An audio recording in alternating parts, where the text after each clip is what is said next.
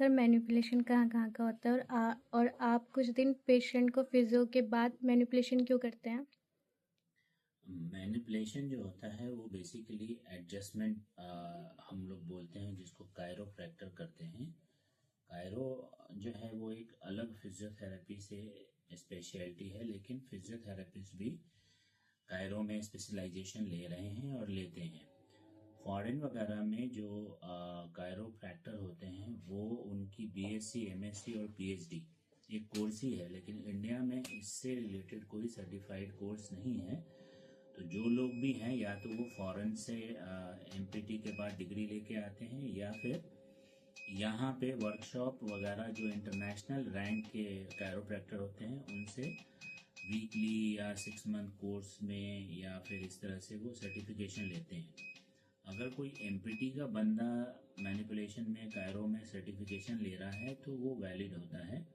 Otherwise ऐसे untrained professionals और diploma वाले और जो कोर्स फिजियोथेरेपी का बैचलर या मास्टर नहीं या कोर्स करके वो अगर कायरो कर रहे हैं तो वो गलत है, ऐसा नहीं होना चाहिए। क्योंकि उसमें जितनी भी बॉडी के अंदर जॉइंट्स हैं, उस जॉइंट्स की एडजस्टमेंट एडजस्टमेंट बोलने का मतलब होता है कि जो उसका एक नॉर्मल फिगर है, या काइनेसियोलॉजी में जो उसका एक नॉर्मल स्ट्रक्चर है उसमें लाने की कोशिश करते हैं।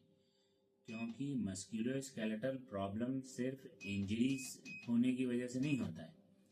मस्कुलोस्केलेटल प्रॉब्लम कई बार बैड पॉस्चर या एक ही काम को आप एक ही स्टाइल में करते हैं, या आजकल लाइफस्टाइल डिजीज़ में मस्कुलोस्केलेटल प्रॉब्लम ज़्यादा होती हैं। तो हमारे पास जो केसेस आते हैं फिजियोथेरेपी में, डायरेक्ट या इनडायरेक्ट, उसमें हम असेसमेंट लेते हैं कि जो कोई भी पर्टिकुलर जॉइंट है या साइड है बॉडी का, उसमें जो पार्ट है उसका जो काइनेसियोलॉजी यानी स्टडी ऑफ द जॉइंट्स जो है, उसमें जो उसका अलाइनमेंट है, मूवमेंट है, वो नॉर्मल है या नहीं, स्ट्रक्चर उसका नॉर्मल है या नहीं, मसल उसका नॉर्मल है या नहीं।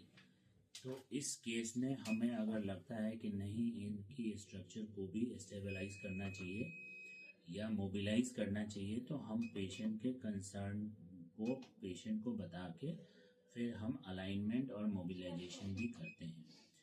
मोबिलाइजेशन या फिर कायरोप्रैक्टर जो एडजस्टमेंट करते हैं वो सारे जॉइंट की होती है। इसके अलावा आइज़ की, आईब्रो की, ईयर्स की, नोज़ की, जो नोज़ में जो नेज़ल सेप्टम होते हैं अगर वो डेविएट कर जाता है तो उसकी भी एडजस्टमेंट की जाती है। तो ये बहुत ही ब्रॉड स्पेक्ट्रम में है, लेकिन अगर कोई स्पेशलाइज्ड हैं तो वो करते हैं, और जो स्पेशलिस्ट होता है उसका सर्टिफाइड होना भी ज़रूरी होता है। इससे पेशेंट का जो लोकलाइज प्रॉब्लम होता है, जिसकी वजह से उसको पेन होती है, डिस्कम्फर्ट होता है, या फिर वो प्रॉब्लम होती है, तो वो बहुत अच्छे से बहुत जल्दी रिजॉल्व हो जाती है। मेडिकेशन ठीक है, एक पार्ट है, क्योंकि इन्फ्लेमेशन है या पेन रिलीफ करने के लिए इंस्टेंट रिजल्ट देता है। लेकिन अगर आप स्ट्रक्चरल करेक्शन कर देते हैं, जॉइंट्स को अगर आप मोबिलाइज कर देते हैं, जॉइंट्स को उसके नॉर्मल स्टेट में अगर पहुंचा देते हैं, तो उससे काफ़ी फ़ायदा होता है और इंस्टेंट और लॉन्ग टर्म रिजल्ट मिलता है। कई केस में तो परमानेंट रिजॉल्व भी हो जाती है वो प्रॉब्लम।